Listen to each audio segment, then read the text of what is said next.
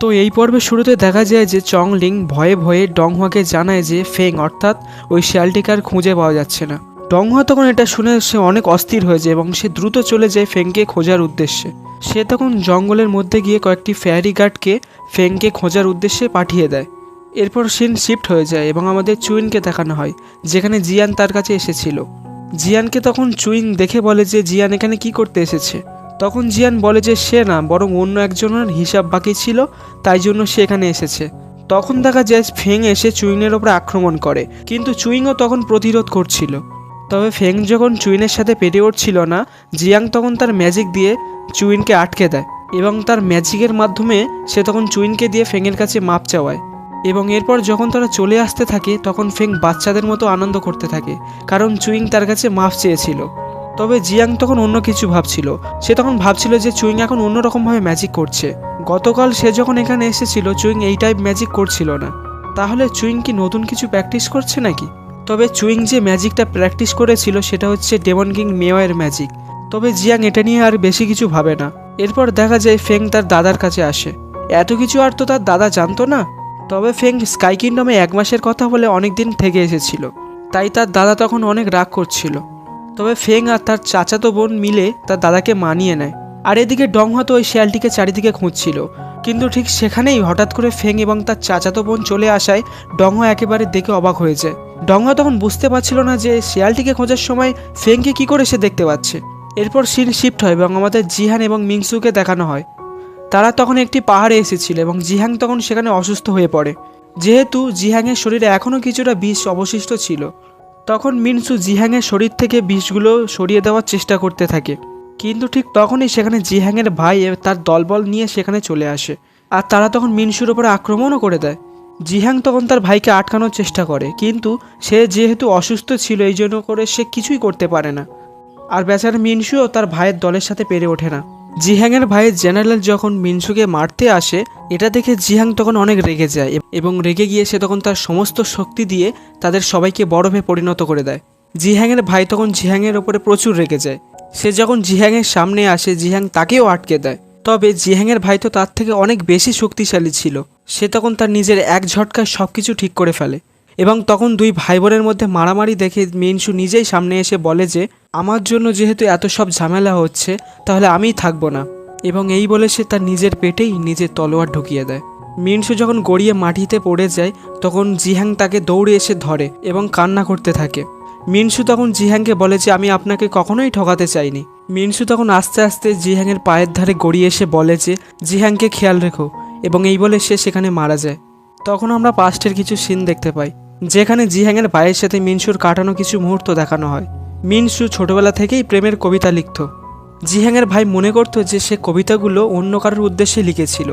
এখন যেহেতু সে বুঝতে পেরেছে যে মিনসু তাকে ভালোবাসত এবং সেই কবিতাগুলো কারোর জন্য না বরং তার জন্যই লিখত, এটা ভেবে তখন তার অনেক মন খারাপ হয়ে যায়। কিন্তু এর মধ্যেই জিহাং মিনসুকে কোলে নিয়ে উঠে দাঁড়ায় এবং তার ভাইকে বলে যে আজকে থেকে আমি তোমার সাথে সমস্ত সম্পর্ক শেষ করে দিলাম।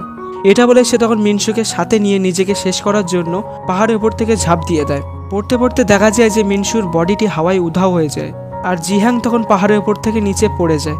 এরপর সিন শিফট হয় এবং দেখা যায় যে জিহাংয়ের ভাই স্কাই কিংডমে আসে। সে তখন বলে যে জিহাং এবং মিনসু পালিয়ে গিয়েছিল। মিনসু তো আত্মহত্যা করেছে এবং জিহাং তো সেখান থেকে পালিয়েও গিয়েছে। হঠাৎ করে সে উধাও হয়ে গিয়েছে, তাকে আর কোথাও খুঁজে পাওয়া যাচ্ছে না।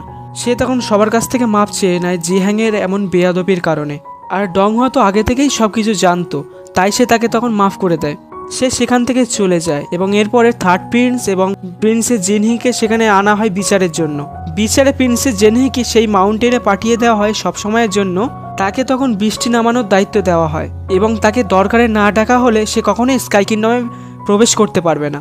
এটা শুনে তখন জিহি অনেক মন খারাপ করে। আর বিচারে থার্ড প্রিন্সকে তখন গার্ড হিসেবে এখানে কাজ করতে বলা হয়। তবে ডংহুয়া তখন থার্ড প্রিন্সের হয়ে বলে যে থার্ড প্রিন্স তো ভিতরের খবর কিছুই জানতো না, তার তো শুধুমাত্র বিয়ের দায়িত্ব ছিল, সে তো বাইরের বিষয়গুলো ভালোভাবেই মেনটেন করেছে, তাই তাকে এত বড় শাস্তি না দিতে। এই বলে ডংহুয়া যখন সেখান থেকে চলে যাচ্ছিল তখন প্রিন্সেস জেনহি জোরে বলে যে তুমি আমাকে নিয়ে কখনোই ভাবোনি, তুমি যদি আমাকে নিয়ে কোনোদিনও ভেবে থাকতে তাহলে তুমি থার্ড প্রিন্সের জায়গায় আমাকে সুপারিশ করতে। ডংহুয়া তখন বলে যে তোমাকে খুব কমই শাস্তি দেওয়া হয়েছে, ছোটবেলা থেকে আমি তোমাকে তোল্লাই দিয়ে দিয়ে মাথায় তুলেছি, এবং এই কারণেই আজকে এই দিন দেখতে হচ্ছে। এই বলে সে তখন সেখান থেকে চলে যায়। আর প্রিন্সেস জিনহি তখন সেখানে বসে কান্না করতে থাকে। সিন শিফট হয় এবং দেখা যায় যে চুইং জঙ্গলে জঙ্গলে ঘুরতে ঘুরতে জিহ্যাংকে খুঁজে পায়। সে সোজা পাহাড় থেকে ডাইরেক্ট মর্টারল্যান্ডে এসে পড়েছিল, মানে মানুষের দুনিয়াতে। সে তখন জিহ্যাংকে নিয়ে একটা ঘরেতে রাখে এবং জিহ্যাংয়ের যখন জ্ঞান ফেরে সে তখন তাকে চিনতেই পারে না। চুইন তো তখন কিছুই বুঝতে পারে না, কিন্তু কিছুক্ষণ পরে সে ভাবে যে হয়তো ওপর থেকে পড়ে যাওয়ার কারণে তার স্মৃতিশক্তিগুলো হারিয়ে গিয়েছে। সে তখন কিছুই মনে করতে পারছিল না যে সে কে, তার নাম কি, এবং কিছুই মনে করতে পারছিল না। এটা দেখে চুইং তখন অনেক খুশি হয়ে যায় এবং সে জিহ্যাংকে কাজে লাগানোর কল্পনা করতে থাকে। এরপর আমাদের ডংহুয়াকে দেখানো হয়, যে কিনা খুবই অসুস্থ ছিল, কেননা জিহ্যাংয়ের বিষগুলো সে শোধন করতে করতে সে নিজেই অসুস্থ হয়ে পড়েছে। তবে এর মধ্যেই ডেমন কিং মেয়াও তার শিলটা ভাঙছিল, আর এটা তখন বুঝতে পেরে ডংহুয়া তখন সেখানে চলে যায়। ডেমন কিং মেয়া তখন তাকে বলে যে সে তাকে কতদিনই বা এমনভাবে আটকে রাখবে, এবার সময় হয়েছে তার বের হয়ে আসার। তবে ডংহুয়া তখন তাকে বলে যে সে যতদিনই বেঁচে থাকবে ততদিনই ডেমন কিংকে এইভাবে আটকে রাখবে, এবং সে তখন ডেমন কিংয়ের সিলটি আবারও রিপেয়ার করতে থাকে। তবে সামান্য একটু রিপেয়ার করার ফলেই ডংহুয়া তখন অসুস্থ হয়ে পড়ে, আর ডংহুয়া তখন কোনো ক্রমে সেখান থেকে স্কাই কিংডমে ফিরে আসে। তবে ফিরে আসতে আসতে সে তো অনেক অসুস্থ ছিল, এই জন্য করে চংলিং তখন তাকে নিয়ে ঘরেতে আসে এবং এরপর দেখা যায় যে ডংহুয়ার অনেক সময় ধরেই জ্ঞান ফেরেনি। এরপর সিন শিফট হয় এবং আমাদের ফেংয়ের রাজ্যকে দেখানো হয়, যেখানে ফেং আবারও নিজের নর্মাল লাইফে চলে এসেছিল। সে যখন পড়াশোনার জন্য তার মাস্টারের কাছে যায় তখন সেখানকার কিছু ছেলেরা তার সাথে কথা বলতে আসে, কেননা ফেংয়ের বিয়ের জন্য এখন ছেলে দেখা হচ্ছে। ওই ছেলেরা তখন ফেংয়ের কাছে আসে ডেটে যাওয়ার জন্য। তবে ফেং তখন ওয়ানজেইকে বলে যে দেখো তো আমার কোনো ফাঁকি সময় আছে কি না। ওয়ানজে তখন ডায়েরি পড়ে লিস্ট বের করে। তখন ওই ছেলেগুলো দেখে যে ফেংকে দেখার জন্য অনেক বড় বড় লোকেরা খাতায় লিখিয়ে রেখেছে, মানে ফেংয়ের পিছনে এখন অনেক লম্বা লাইন, মানে খুব ভালো ভালো পরিবারের ছেলেদের। তখন ওই ছেলেরা আর কিছু না বলে সেখান থেকে চলে যায়। ওয়ানজে তখন ফেংকে বলে যে তুমি যদি সবাইকে এমনভাবে ভয় পাওয়াও তাহলে তোমার তো বিয়েই হবে না। তবে ফেংই তো চায় যে তার বিয়ে না হোক। যাই হোক, এরপরে দেখা যায় যে ফেংয়ের চাচা জিহ্যাংয়ের কাছে এসেছিল এবং সেও এসে ফেংয়ের বিয়ের ব্যাপারে কথা বলে। ফেংয়ের দাদা দাদি ফেংয়ের জন্য একটা ছেলে ঠিক করেছিল। জিয়াং তখন নিজেই বলে যে ফেং নিজের জন্য খুব সুন্দর এবং পারফেক্ট হাজবেন্ড খুঁজে রেখেছে। ফেংয়ের চাচা তখন বলে যে অনেক বছর তো হয়ে গিয়েছে, ফেং অবশ্যই তাকে এখন ভুলে গিয়েছে। জিয়ান তখন বলে যে ফেং যদি এখনও তাকে ভুলে যেত তাহলে এখনও রান্না নিয়ে এসে পড়ে থাকতো না। বর্তমানে ফেং এখন এই পিস ব্লসম ফুল নিয়ে ওয়াইন বানানো শিখছিল, আর সে যদি সত্যি ডংহুয়াকে ভুলে যেত তাহলে সে এই কঠিন কাজ এখন করতো না। যাই হোক, সিন শিফট হয় এবং দেখা যায় যে ফেং ওয়ানজেকে নিয়ে ঘুরছিল, আর তখনই সে কাউকে আসতে দেখতে পায়, যেটা ছিল কিনা ভাগ্য দেবতা, মানে তার অনুমতি ছাড়া কারোর ভাগ্য লেখা হতো না, এই টাইপ কিছু। তার নাম ছিল গড জি। ফেং তখন ওয়ানজেকে বলে সেখান থেকে চলে যেতে, আর সে তখন গড জিয়ের সাথে হাঁটতে বেরোয়। ফেং তখন গড জিকে তার বানানো ওয়াইন টেস্ট করতে বলে, তবে গড জি তখন ডাইরেক্টলি ডংহুয়ার কথা তোলে। গড জি আগে থেকে এই সম্পর্কে সব কিছুই জানতো। ফেং যে ডংহুয়ার উপকারের প্রতিদান দেওয়ার জন্য স্কাই কিংডমে গিয়েছিল এবং তার সাথে ঠিক কী কী ঘটেছে আজ পর্যন্ত সব কিছুই সে জানতো। ফেং তার সাথে ভালো ভালো ঘটা বিষয়গুলোই গডজিকে শোনাচ্ছিল। তখন গডজি তখন তাকে জিজ্ঞেস করে যে তাহলে তুমি খারাপ বিষয়গুলো কেন বলছো না। ফেং তখন খারাপ বিষয়গুলো বলতে থাকে, মানে জিহ্যাং আসার পরে ডংহুয়া তার সাথে ঠিক কী কী করেছে এইসবগুলো বলতে বলতে সে তখন কান্না ভেঙে পড়ে। তবে গড জিয়ের থেকে সে তখন জানতে পারে যে ডংহুয়ার ভাগ্য এবার চেঞ্জ হতে চলেছে। তবে এখানে মজার বিষয় হলো যে ফেং স্কাই কিংডমের থেকে চলে এসেছে, এখানে তাদের কথাবার্তায় আমরা বুঝতে পারি 100 বছর হয়ে গিয়েছে, মানে সিরিয়াসলি গাইস। যাই হোক, সিন শিফট হয় এবং আমাদের ডংহুয়াকে দেখানো হয়। ডংহুয়া তখন চংলিংকে বলে যে তার সমস্ত শক্তি আবার ফিরিয়ে আনার জন্য তাকে একটা নিরিবিলি জায়গাতে যেতে হবে, অথবা অন্য একটি পৃথিবীতে জন্মগ্রহণ করে সেখানকার দুঃখ কষ্ট তাকে নিতে হবে, তাহলে সে তার শক্তি পুনরায় আবার ফিরে পাবে। আর সে যদি তার শক্তি পুনরায় না ফিরে পায় তাহলে ডেমন কিং মেওয়ার সাথে তার যুদ্ধ করা একদম সম্ভব নয়, আর ডেমন কিং মেওয়াকে হয়তো সে আর ততদিন আটকে রাখতে পারবে না। আর তখনই আমাদের একটা নতুন পৃথিবীর দৃশ্য দেখানো হয়, যেটা ছিল মানুষের দুনিয়া, যেখানে একজন রাজা পায়চারি করছিল, কেননা রানীর ডেলিভারির সময় হয়েছিল। আর এদিকে আকাশে প্রচণ্ড বিদ্যুৎ চমকাচ্ছিল এবং মুষলধারে বৃষ্টি হচ্ছিল। আর তখনই তার সৈন্যরা তার কাছে এসে খবর দেয় যে বৃষ্টির অতিরিক্ত জলের ফলে সব নদী নালা খাল বিল সব বুড়ে গিয়ে রাজ্যে জল প্রবেশ করছে, মানে একটা বন্যার পরিস্থিতি তৈরি হচ্ছে। আর রাজা খুশিতে যখন ছেলেটিকে কোলে নেয় তখনই ঠিক খবর আসে যে রানীর ছেলেটিকে জন্ম দেওয়ার পর মারা গিয়েছে। রাজা তখন রাজ্যের এই দশা নিয়ে সৈনিকদের সাথে আলোচনা করছিল, আর তখনই রাজার একটা অন্য রানী মানে রাজাদের তো অনেকই স্ত্রী থাকে না, এই ছেলেটির মা মারা গেলেও অন্য তো রানী ছিল। সে তখন রাজাকে এসে বলে যে বাচ্চাটির জন্য একটা নাম রাখতে। রাজা তখন এই বাচ্চাটির নাম রাখে জুরে। তার মানে আমাদের ডংহোয়া এখানে আবার জন্মগ্রহণ করেছে। সিন শিফট হয় এবং দেখা যায় যে সিমিং বাইরে কোথায় যাচ্ছিল, আর তখনই তার লর্ড চেনের সাথে দেখা হয়ে যায়। তবে সিমিংয়ের বোকাশোকা মুখ দেখে লর্ড চেন বুঝতে পারে যে সিমিং তার থেকে কিছু তো একটা লুকাচ্ছে। আর সে তখন সিমিংকে চেপে ধরে জিজ্ঞেস করে যে সে কী লুকাচ্ছে তার থেকে। সিমিং তো প্রথমে কিছুই বলতে চাইছিল না, কিন্তু একটু পরে সে বলে যে ডংহোয়া পৃথিবীতে জন্মগ্রহণ করেছে দুঃখ কষ্ট সহ্য করার জন্য। আর লর্ড চেন তখন সেই সময় চলে যায় ফেংয়ের কাছে। আর সে যখন ফেংয়ের কাছে আসে সে তখন দেখতে পায় যে ফেং মনমরা করে বসে আছে। তখনই লর্ড চেন বলে যে 100 বছর হয়ে গিয়েছে, তুমি এখনও মন খারাপ করে বসে আছো। ফেং তখন তাকে বলে যে সে তাকে 2000 বছর ধরে ভালোবাসে, আর এটা তো শুধুমাত্র 100 বছর। তখন লর্ড চেন ফেংকে জানায় যে ডংহোয়া লটল নামক একটি পৃথিবীতে জন্মগ্রহণ করেছে দুঃখ কষ্ট সহ্য করার জন্য। লর্ড চেন তখন আরও ফেংকে বলে যে তুমি যদি ডংহোয়াকেও তোমার উপকারের প্রতিদান দিতে চাও তাহলে এটা কিন্তু একটা ভালো সময়। এরপর সিন শিফট হয় এবং আমাদের সিমিনকে দেখানো হয় যে কিনা ডংহোয়ার ভাগ্য লেখার বইটা সুন্দরভাবে গুছিয়ে রেখে দেয়। তবে তখনই সেখানে ফেং চলে আসে। তবে সে তখন আস্তে আস্তে দেখে ফেলেছিল যে ডংহোয়ার নামে টোকেন রাখা একটি ব্যাগ সিমিন তুলে রাখছে। তবে সিমিং তো ফেনকে কিছুই বলবে না, সে তখন কোনো রকমে সেখান থেকে কথাটা এড়িয়ে সেখান থেকে চলে আসে। এরপর সিন শিফট হয় এবং দেখা যায় যে একজন বৃদ্ধা গল্প বলছে সবাইকে, আর চারিপাশে মানুষ বসে তার গল্প শুনছে। আর ওই লোকটি তখন একটা বহু পুরনো পাথরের কথা বলছিল, যে পাথরটির নাম ছিল লিং বিয়েস্টন, যেটা তাদের এক কোনো রাজা যুদ্ধে গিয়েছিল তখন সেই ওই পাথরটা ওপর থেকে এসে তাদের মাঝখানে পড়েছিল।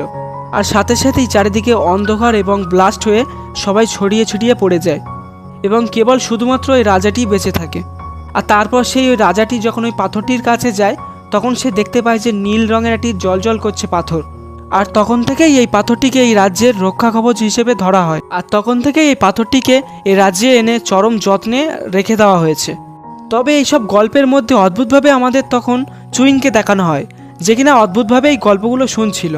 আর গল্প শেষ হলে চুইং তখন সেখানে মানে ওই যুদ্ধ ময়দানে অর্থাৎ ওই মাঠে যেখানে যুদ্ধ হয়েছিল সেখানে চলে যায়। আর সে তখন সেখানে মাটি স্পর্শ করে বুঝতে পারে যে এই লিংবিস্টন পাথরটাই হচ্ছে সোলমেকিন পাথর, যেটা ডংহোয়া এবং ডেমনলারের যুদ্ধের সময় এখানে পড়ে গিয়েছিল। যে পাথরটি সোজা ওখান থেকে এই মানুষের দুনিয়াতে এসে পড়েছিল। গাইস, যাই হোক, তোমরা যারা এর প্রথম এপিসোড দেখেছো তোমরা নিশ্চয়ই এই পাথরটিকে চিনে থাকবে। তবে চুইং যখন এটা বুঝতে পারে তখন সে তার বাড়িতে চলে আসে এবং সে বাড়িতে এসে তার এক সৈন্যকে বলে যে সোললকিন পাথরের খোঁজ পাওয়া গিয়েছে।